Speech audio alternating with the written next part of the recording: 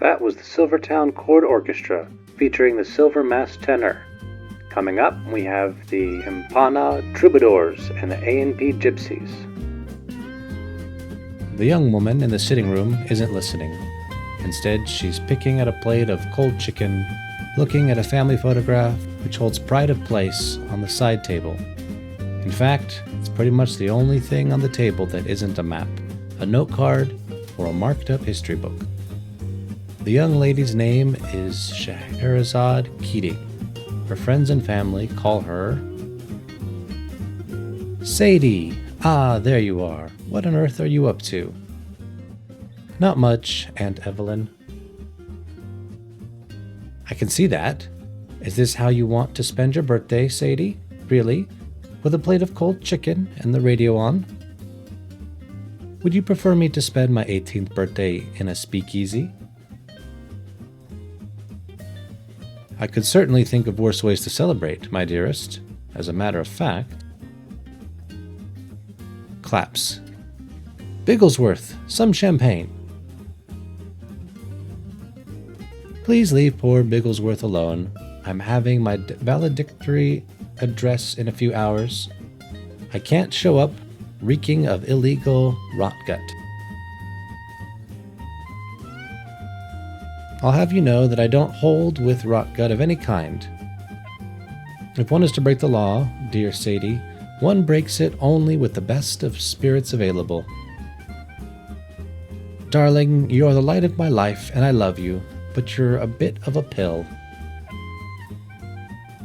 Don't worry about me. I'll be fine. I just want some quiet time, that's all. Sigh. I just find that a mite somber. You only turn 18 and graduate high school once, and most people never get to experience both milestones on the same day. You should make the most of it. Your mother and father would want you to have a good time on a day like today. I know, but maybe it would be, if only. I know this is a hard time for you, what with your parents not being there to see your big day, but you know that I'll be there, and Rudy. Rudy's coming? I thought he was back in Germany. What, and miss your big hoorah? Nonsense, dear heart. Rudy wouldn't miss it for the world. He's practically part of the family, after all. The doorbell rings. All right, on time. Bigglesworth, would you let our guest in and show him to the living room, please? Oh, this is wonderful. It's been so long since I've seen Rudy. I can't wait to... You're not Rudy. No, what was your first clue? Sadie, this is little Johnny McMurray. He's one of those children I was telling you about at dinner the other day. The ones we've been helping. I, may not have been actually paying any attention. She says you're going to college. My mom says that girls who go to college will never get husbands. But I guess you're rich and all, so maybe you don't care. Can I have a nickel? Oh, I'm sorry. I spent all my money on the textbooks I'll need to not get married. Really, Sadie, the Charitable Society of Ladies Who Lunch is doing good work. So many young mothers and fathers now can't take care of their children because of this dreadful depression business. Uh-oh, this sounds suspiciously like babysitting. Hey, my mom takes care of me fine. The least we can do to help our fellow man in these dark times is to give of our time and take the poor little ones into our care every few weeks or so. Isn't that right, my dear boy?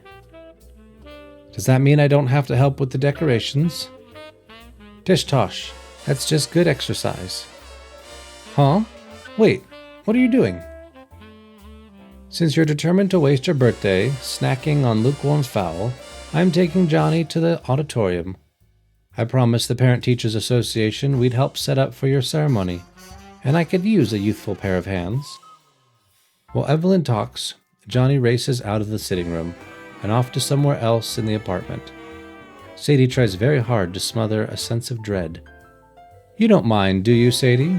I suppose crepe paper flowers don't hold the same charm for your friends as they did for my generation, I'm sure the other students won't mind if they show up to a barren and boring hall. No, it's all right, really. Have a good time. Hey, what's in this cupboard here? Crash. Well, try to have a good time at least. I'll see you in a few hours. I can scarcely believe that you'll be all decked out in robes and mortarboard next time I see you. Ah, they really do grow up so fast. Goodbye, darling. Try not to waste the entire morning. The door slams as Aunt Evelyn makes a heavy departure, dragging Johnny with her. I'm not wasting the day. I'm practicing for my speech. Sadie pulls out a set of note cards from her pocket, moves over to one of the more comfortable couches, and starts going over her lines. Ugh, I know the principal wants me to mention extracurriculars, but what is there to say? I guess I could brag about the fencing team. We did kind of win everywhere all the time. Making friends, forging bonds, that'll last a lifetime. That sounds good and speechy.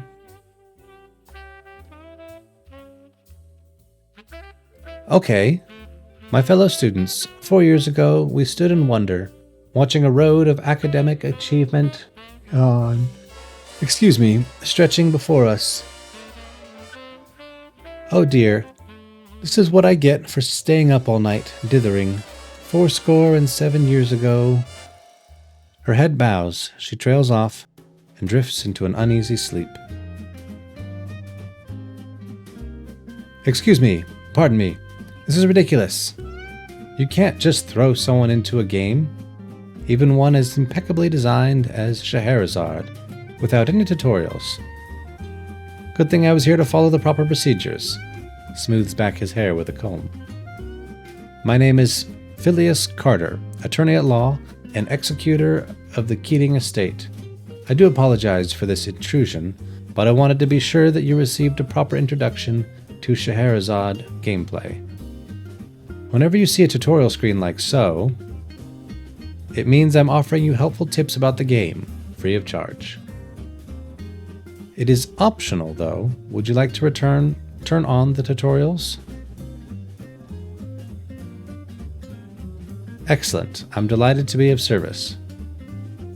I'll be popping up again in a bit, but for now, let's continue with the story. Sadie's just about to wake up. After several hours, Sadie's peaceful slumber is disrupted by the ringing of the foyer telephone. She wakes up with a start. Shepskoff 4th Dynasty. Oh good, now I'm having nightmares about exams for classes that haven't started yet. While you're playing Scheherazade, time will pass. Each day has 3 phases, morning, afternoon, and evening. Normally you can complete 3 activities, known as actions, per day, 1 for each phase. Be aware, however, that it takes hard work for Sadie to maintain a position at the top of the class. During days with school hours, Sadie will automatically spend 2 of her actions on school and studying. That only leaves 1 action free on school days. Spend your actions on capers, visiting locations, or collecting inspirations. More on these later. Be sure to choose what to do with your day wisely. The game is over once Sadie progresses through an entire year. The phone keeps ringing. Sadie picks herself up from her couch and staggers over to the small foyer table. Hello? Oh, hi, Anna. Ahoy there, musketeer. Ready to set sail for the grand adventure of graduating high school? Wait, am I a swashbuckler or a sailor? You're mixing metaphors. I'm not class valedictorian. I don't have to make sense. Look, I'm in the phone booth outside your apartment building. And, before I go inside and climb 8 million flights of stairs, I'm just wondering how late I'm going to be if I wait for you to be ready. Yeah, I fell asleep rehearsing my speech. I've just been so nervous that... You mean you haven't found... I knew this was a bad idea. Anna, what on earth are you talking about? Look, I'd better come up. Just check in your closet in the meantime. Okay. But look, just take the elevator. Forget the stairs. Anna hangs up and Sadie jogs off to the aforementioned closet. Over the next few minutes, the crisis becomes clear. She's right. My robe, my mortarboard, my valedictorian sash, they're gone. All gone. Where would they have... Johnny. That little... Darn it, you'd think Aunt Evelyn would have the simple good sense to drug small children comatose before bringing them inside. A piece of paper flutters to the ground, and Sadie picks it up. Wait, what's this card? Your first clue. Anna? Wait, how did you get in? I didn't hear the doorbell. I think your butler is psychic. I got to the door and he just opened it. Funny he didn't get the phone. Bigglesworth is usually more everywhere than that. Anyway, you said this is a clue. For what? Sadie stares at Anna in disbelief as realization dawns. This is some kind of scavenger hunt? Johnny! Who's Johnny? The smirking little child thing my aunt's babysitting for her charity organization. He's the mastermind behind this, I know it. If childhood has taught me anything, it's that little boys are not to be trusted. Felix was nice. Okay, yes, there's a Felix exception. But you know, he was 13 when he moved away. He could have gone bad since. He could have been a late bloomer in the ways of masculine evil. Anyway, let's focus on the little monster at hand. Right, you must mean the little boy your aunt enslaved to hide all your things. Yes, that's exactly the boy I'm talking about. Wait, did you just say my aunt put him up to this? Aunt Evelyn wants me to go on a scavenger hunt on the day of my graduation ceremony. Anna, this is not the time. That's what I told your aunt, but you know how she gets. She said it's what your mother would have done. Touché, Aunt Evelyn, touché. Well, I guess I'm not that upset. It would have been a pretty good joke. Imagine if I'd come up here a few hours earlier all by myself. I would have been livid. Good thing you're here to tell me exactly where everything is. That's just it. I don't know where she hid your things. What? Hey, don't look at me like that. I offered to help her, but she said that climbing up things and under things was a job for a strapping young lad, not a nice lady like me. We're wasting time. Let's just get this done. A caper is an adventure which progresses the story and or presents obstacles for Sadie to overcome. The main capers advance the game's main story. Capers determine which ending you see, so try to complete as many capers as you can before the end of the year. Generally speaking, there's one central caper for every city or country Sadie visits, with the exception of New York. Look for labels like Egypt, the main adventure. There are side stories as well, all offering Sadie chances to test her skills and improve her already considerable talents. But let's return to Sadie's impending nervous breakdown. The card says, your graduation gear has run away, I fear. Though your mortarboard sits on your head, it's happiest at your opposite end instead. What on earth? Well, that's just Jake. Did I really figure out something before the great Scheherazade Keating? Think about it. What's at the opposite end of your head? My feet? And the poem says my mortarboard is happy there. Aha! The home of happy feet. It's the Savory Ballroom. Your aunt knows you and I spend enough time there. Chances were good you'd get the reference. Well, it's a start. Let's get to Harlem. One long elevator ride later, Sadie and Anna are at street level, watching the traffic go by. Occasionally, you'll be presented with choices. These are different branches in the story or different approaches to achieve a goal. The right choice will help you get through the caper more effectively or boost your relationships. If you make the wrong choice, you may hurt your relationships with your friends or stress yourself out. We don't have a lot of time. How do you want to go? Take a taxi, take a subway. Ask Anna for a piggyback ride. Taxi. I know, let's hail a cab. Sadie sticks her arm up, and a cab stops. Anna and Sadie enter the cab. Sadie instructs the driver to take them to Savory Ballroom. After a few minutes of driving, they arrive. Well, Here we are. Come on, Anna. Hey, Sadie, what's the big idea? Aren't you going to pay the man? Sadie is about to reply when she notices a passerby giving her an odd look. In addition to a standard choice, you may also be presented with conversation choices. These are different ways Sadie can speak to the people she meets in her capers, or different ways she can react, internally or externally, to events or people around her. Be careful, your choices may affect the way friends perceive you.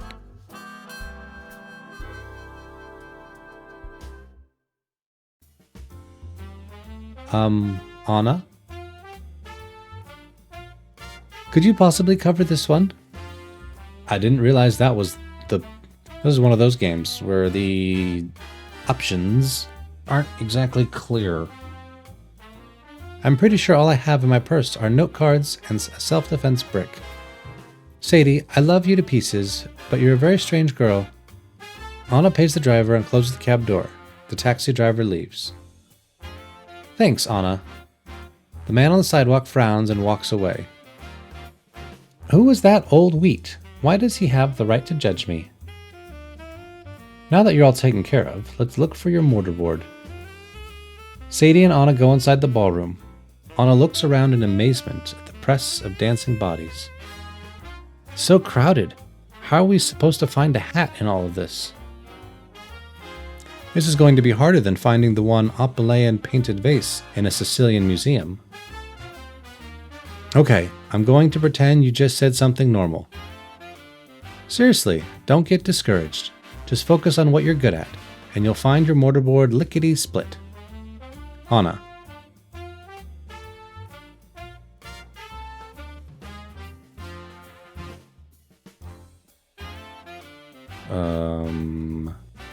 I'm good at sitting in a quiet room and reading German language monographs on the Hittites. This is kind of different. Yeah, you're just saying that so I'll look impressed when you pull this off. I'm on to your cunning ways, Keating. Okay, I'll do my best, but you have to help too. Me? You're the prodigal genius. The only thing I do better than you is drive. Oh, for heaven's sake, it's time for some tough love. Poor Anna, she must be feeling low. And it's not like she asked for any of this. I know what'll cheer up, wallowing in my misfortune. Don't talk like that. You do a lot of things well. You're an excellent giving friend, for example. Besides, I don't drive that badly. What about the time you borrowed your aunt's Model T? Sometimes when I try to sleep, I can still hear the screaming. I still say they overreacted. I was hardly on the sidewalk at all. And don't you think their language was awfully salty? Not when they thought I was going to hit them. That was fair. But even after we hit the fountain. You'd expect better from nuns. Whatever you say. In any case, you're much better at solving puzzles. You've always had a knack for it. So why don't you give the case of the missing mortarboard a try? Throughout the game, you'll be presented with obstacles you must overcome. The number in the little heart on the left is the difficulty. This is the base difficulty plus Sadie's stress. More on that later. On the right are a number of different ways to approach the problem known as obstacle paths. Each obstacle path is associated with a specific skill. The higher Sadie's skill is, the greater chance she'll have of succeeding. Every skill can train up to 100 points. And every 10 points is a new level. So basically, if you click Train Occult Lore 30 times, you'll gain 3 levels. In order to pass an obstacle, you must ensure that Sadie's skill level for the obstacle path you choose meets or exceeds that obstacle's difficulty. In some cases, that'll seem impossible, but there will be temporary bonuses you can use to clear the distance. The slot at the top and bottom of the screen are for inspirations, which can be used to boost Sadie's chances of success if her skill level is too low. Don't worry, we'll come back to them when you actually need them. Do note that at the beginning of the game, you will have the ability to store up to 10 inspirations at a time, except under very rare circumstances. However, As your dream score rises, you will be able to keep more. Dream score? For the duration of this obstacle, we're going to set Sadie's cryptography, flirting, and climbing skills at 20 points, granting level 2 bonuses to the challenge. I'm gonna have to breeze on through. Don't get used to it though. After this, skill points will have to be earned. Okay, so... Cryptography. Try using your knowledge of cryptography to identify patterns and clues. Diplomacy. Anna may know something. Try to charm information out of her. Climbing. Try to use your powers at athletics to climb to the top of the ballroom and get a bird's eye view. I'm gonna go with cryptography. Aunt Evelyn asked that boy Johnny to help her hide my things. And he seems like the kind of boy who likes to crawl around under things. That's it. The edge of the stage is ringed by a curtain. Johnny must have crawled underneath and put my hat behind it. Sadie dives to the stage and flings aside the curtain ringing the edges. After a moment of rooting around, Sadie lets out a triumphant cry and reemerges with the mortarboard. Ha-ha! Take that, small and dexterous child. Why has everyone stopped dancing? Anna takes hold of Sadie's arms and steers her away from the stage. We should get going. Sadie can increase her skills during capers depending on the choices she makes, but she can also train in certain locations. How well does training work? It depends on her attributes. Sadie has 6 different attributes, which can increase over the course of the game as she makes certain choices and practices certain skills. Attributes determine how effective training a skill is. For example, if you're trying to train climbing, a high athletics attribute may give you more than 1 point in it. Let's look at the different attributes. Athletics determines Sadie's fitness and prowess at physical tasks. Charm determines Sadie's social skills and her ability to influence others. Knowledge determines the strength of Sadie's book learning and her understanding of facts about the world in general. Wits determines how quickly Sadie can react. Stress determines Sadie's stress level and makes obstacles more difficult. Your stress is added to the obstacle's difficulty, but stress can still be useful for some skills, so don't avoid it entirely. Dream determines how in tune Sadie is with her dexterity, and also determines the number of inspirations she is able to store. It will also affect the ending you receive. None of these attributes can be trained via the map screen. The only ways to increase them is to go on adventures. Stress is generally brought up as a result of failures or traumatic moments. The rest improve through obstacle success. There's one other attribute that works a bit differently: relationship. Basically, this one signifies the strength of Sadie's connection to the people most important to her. Throughout the course of the game, Sadie's relationships with her aunt, Anna, and several young men will be tracked simultaneously. The main relationship score will be equal to the highest of those relationships. Relationships are also developed through success at the capers. Sadie sees Anna and Evelyn often, and many adventurers offer small boosts to their relationship score. But to get to know the boys, Sadie will often have to seek them out. Look for caper titles like Felix, the main adventure, or Nigel, the Egyptian adventure, if you're so inclined. You certainly hustled us out of there quickly. I haven't seen your face so red since that time you tried eating chili peppers. I wasn't embarrassed, just eager to be on our way. Where to next? It's a good question. I didn't see any clues around the stage of the savory, so our next clue must be in the mortarboard itself. I don't see anything. Sadie, there's something tucked in the lining of your cap. You're right, Anna. Why, it's a postcard from one of my all-favorite places, the Met. Well, what are we waiting for? Anna sticks up her hand and hails a cab. As soon as it arrives, they get in. This is the main map of New York. You can use this to travel the city and visit various locations. Locations are represented either by icons or by colored buildings.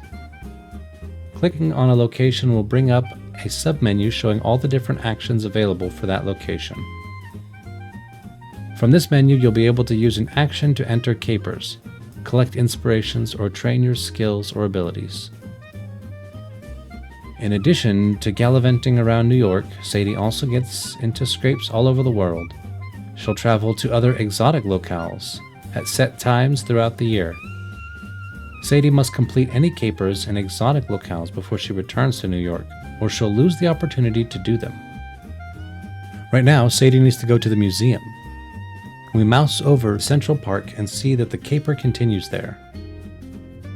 At the location, we can move over the caper and see what kinds of skills we'll need if we want the very best outcome. Now, once again, skill training is initiated through the map screen, as is gaining inspirations, which we'll discuss shortly, but you don't need to click on every location to find the skill you want to increase. On every map screen, you'll find a tab marked Skills. In New York, it's on the upper right side. Clicking this tab brings you to a corner of Sadie's desk where skills can be easily tracked. So if you want to improve your skill at occult lore, you click on the attribute that governs it, wits, and then on the skill itself.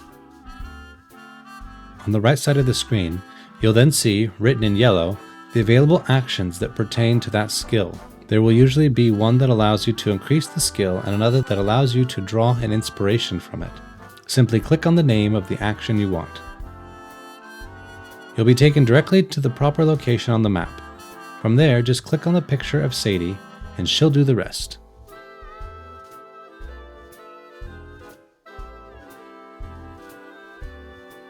I'm awestruck by the beauty of this museum. I fall in love with this place all over again every time I visit.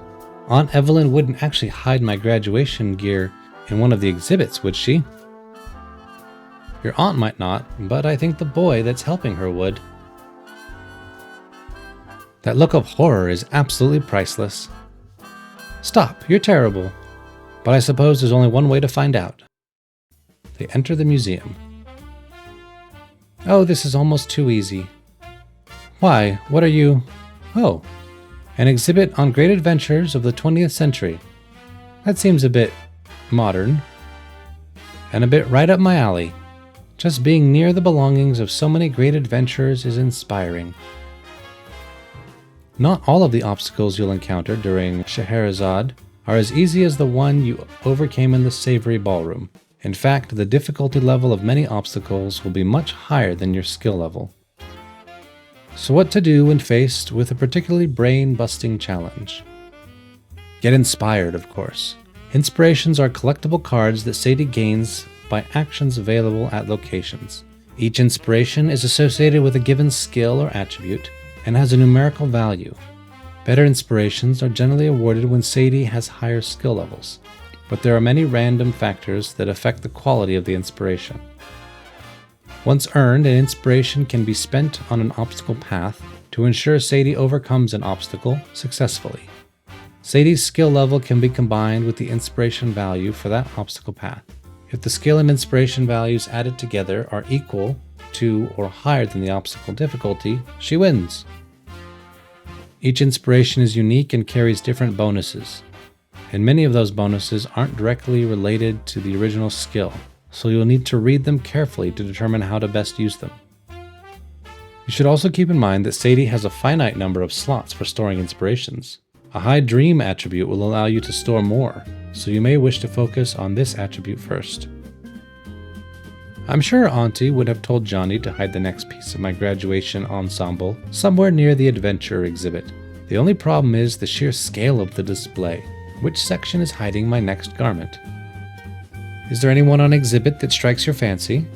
Maybe someone that your aunt would know you'd be immediately drawn to? Her eyes light up. I'm not sure if he's here, but I have an idea.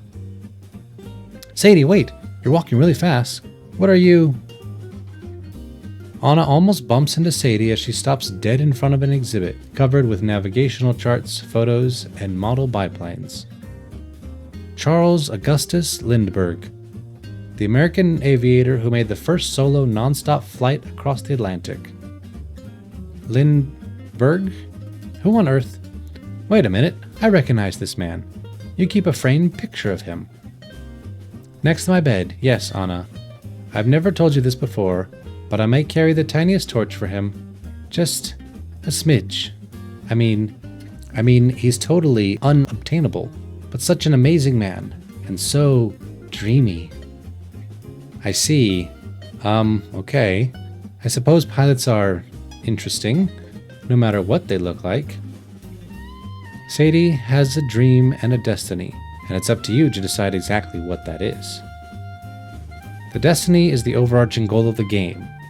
You may wish to follow the objectives associated with the main story, or you may decide to pursue a romance with one of the young men you meet during your adventures. Your decisions will determine what kind of ending you get. The choice is entirely up to you, but following a new dream can have a cost.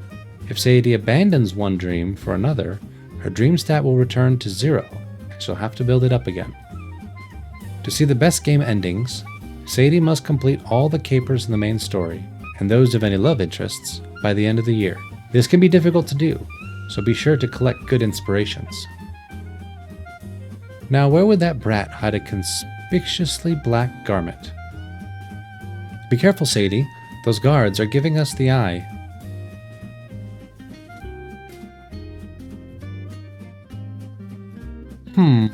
That model plane suspended from the roof has some kind of cover on it. Maybe if I tug... I don't like how this is going. Ugh, how did that little monster get this thing up here? He must have climbed on the Lindbergh's head to reach up this high. How dare he put his grubby feet on Charles' head? Or, well, fake Charles' head, I suppose. Watch out, the guards are coming this way. They are? They are! Sadie does a double take, then tugs on the black cover until it floats away into her hands. I don't know why I still follow you around everywhere. Even when we were kids, you got me in trouble more times than I could count. It's because I make your life more interesting. Now stop complaining and run! They speed out of the museum as quick as their legs can take them. Sadie and Anna burst out of the museum, with the guards close behind them. This obstacle will be a bit harder. Try using the inspiration you earned at the museum. Let's see. Effects of this inspiration are General, Negotiation 4, and Resolve 4. Stealth. Use your wits to find a good place to hide. Escape Artistry. So if I select this... I see it adds 5 to Negotiation. Hold on a moment. I'm sure if I explain our situation to the guards... What are you doing, Sadie? This isn't high school. You can't use your GPA to charm these men into letting you go. Just wait here. She approaches the guards and speaks frankly with them for a few moments. Anna watches anxiously as one of the guards shakes his nightstick at Sadie. But then the entire group erupts into laughter. Anna shakes her head in amazement as Sadie returns a free woman. Only you. Well done, you managed to beat the obstacle. If you fail an obstacle during a caper, different things can happen. Sometimes the caper will continue as normal, but you'll lose relationship points or gain stress as a result of your failure. Your choices may also be slightly more restricted, and certain branches may be unavailable. In other cases, you'll be given the option to rest and temporarily exit the caper. This gives you the chance to collect more inspirations, but returning to the caper for a second time to retry the obstacle will consume one of your actions. I'm glad that's over, but this is no time to rest on our laurels. Now, where is that next clue? You already have your mortar board. Put that in your robe on. That was an odd suggestion. You know, Anna, sooner or later you'll have to tell me why you're making all these helpful suggestions. What, you're saying I can't be clever too? Oh, don't even try it. You know that's not what I'm saying. Sadie shrugs the robe on and starts going through all the pockets. Her face lights up. What's this? Why, it's a nickel, and another coin that's been through one of those souvenir machines. It says CB on it, and the number 1930. Well, it's timely. Don't forget the giant picture of the Chrysler building on the face. Oh yes, it's pretty clear indicator of where to go next.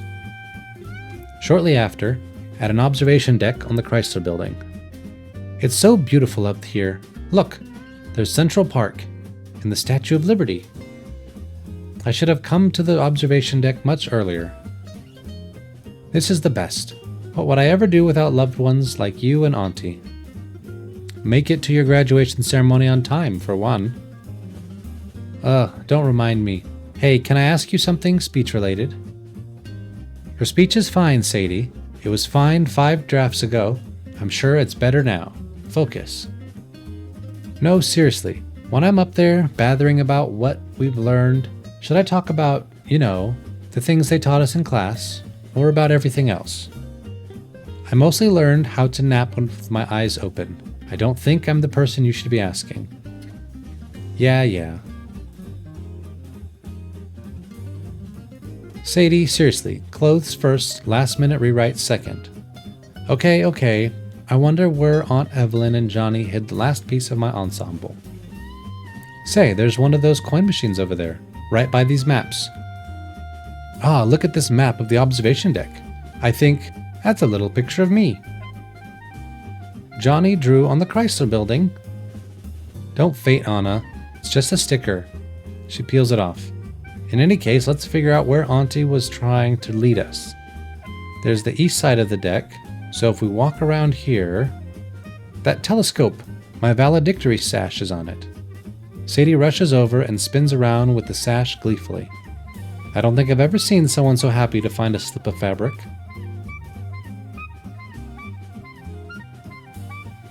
Nothing wrong with that. Not everyone gets to parade around on stage as class valedictorian. And no one deserves it more than you, Sadie. It's funny, losing this and the rest of the ensemble made me realize how much I'm looking forward to this. Then I guess this little campaign has worked. I guess it's time to get to the high school for the ceremony. Except... Uh-oh, I know that look. What's wrong? One last mystery to solve. Sadie holds up the nickel that was in her robe pocket. What on earth is this for? That's easy. That's a pay viewfinder.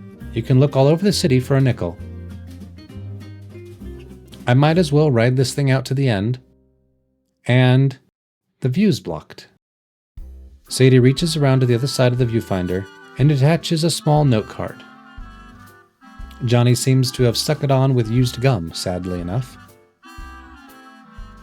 The note says they're downstairs.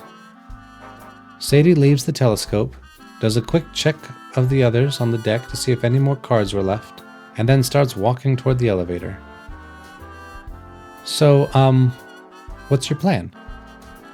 To meet up with our dual masterminds, of course, and I'm not sure whether to hug them or give them a piece of my mind.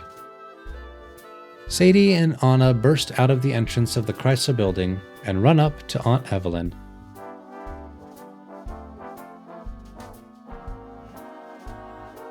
Auntie, thank you for all this. I was so nervous about my valedictory speech, and you made that all melt away. Good. That's exactly what Anna and I were hoping for. You were driving me wild with all your practicing. Hey, don't I get a hug and a thanks too? He looks so smug. Don't push your luck, champ. This whole thing is utterly wet. Anna, I thought you said Auntie did all this herself. What am I, chopped liver? I am the true mastermind. Well, that wasn't entirely true. We knew you'd be able to find everything on your own eventually, but we also didn't want you to be late for your graduation. I knew where everything was and came along to give you little hints when you got stuck. But why not just take me on an outing? Why go through the trouble? Really, Sadie?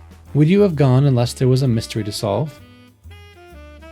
I suppose you're right. Besides, they didn't do it alone. Someone helped them come up with all the clues, after all. Ooh, quite dashing. Is that Rudy? Oh my goodness! Auntie said you were here, but I didn't think you'd come all the way from your meetings in... Not even gonna attempt that. How come you haven't come to say hello? Oh, he was planning to make an appearance a bit later, at a dramatically appropriate moment. Forgive me, my dear Miss Sadie. I had business that kept me from visiting. But trust me, nothing was going to keep me from seeing you graduate. I've waited this day for a long time. That's not creepy. Rudy. Rudy is Rudiger von Prenzwald. I fear that Evelyn and I cannot stay for long. We must make it to the auditorium ahead of you to prepare for the ceremony. But just so you don't think that your old friend and mentor is a complete... What is the term the boy used? Cheapskate piker? Your chariot to school awaits. Oh, she's thrilled. See, Rudy? I told you she'd be thrilled. Wow, a carriage? I'll be arriving in style. And it even looks like... Is there cake in there?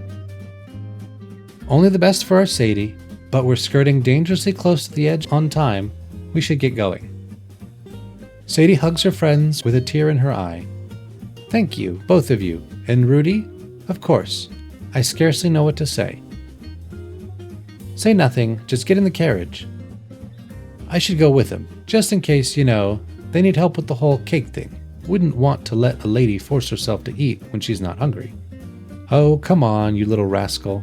There's enough room for one more. Shortly after, Sadie and the rest of her class are packed together near the back of a large stage, waiting for a big show to be made of the giving of diplomas. Friends and family are all gathered in the audience. Sadie's trying hard not to look at where she'll be standing when she gives her speech. I can't believe this is really happening. We're about to close this chapter in our lives and move on to college. From Sadie's left side, Anna takes her hand and squeezes it. She looks just as nervous as I do. She's not even giving a speech in a few minutes. The Musketeers have done it again. The friends are interrupted by a loud burst of feedback as Aunt Evelyn taps the hanging microphone. Is this thing on? Newfangled technology, even if I did donate it. What? It is? I should have seen this coming. Ladies and gentlemen, Miss Fraser Hyde and I are quite pleased to be here with all of you to celebrate the graduation of the fine young people you see before you. The crowd claps politely, with only the occasional wolf whistle thrown in. As two of the major patrons of this school, ahem. The crowd claps less enthusiastically. Thank you. It was nothing. Because of our status as the major contributors to the school, we were asked to introduce the graduating class of 1930 to you. She indicates the patiently awaiting students behind her, and the crowd cheers. But although I've been donating generously, I might add, for more than 10 years now, I have a personal stake in this particular class. You see, my dearest niece, Scheherazade Keating, is among their number. Oh dear, where are you going with this? As you all know, she's a bright girl. At least, as the class valedictorian, she'd better be.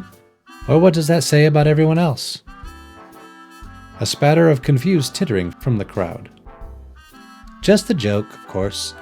Honestly, though, I couldn't be prouder of my Sadie for her accomplishment, and of the entire class of 1930 for theirs. But every year, there can only be one student who acts as the mouthpiece for their generation, the valedictorian. Oh dear, I've grown so emotional. I simply can't go on, not without showing all of you my extensive collection of Sadie's baby pictures. Oh no.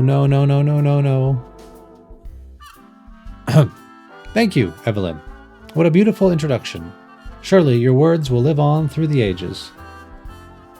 Thank you, Rudy. Thank you forever. But I'm sure all of you are eager to hear what the class valedictorian has to say. Without further ado, I'd like to introduce Miss Sadie Keating. The crowd applauds. Anna squeezes Sadie's hand. Feeling dazed, Sadie gets up from her seat and walks to the podium. She blinks her eyes in the harsh light and looks down at the note cards in her hand.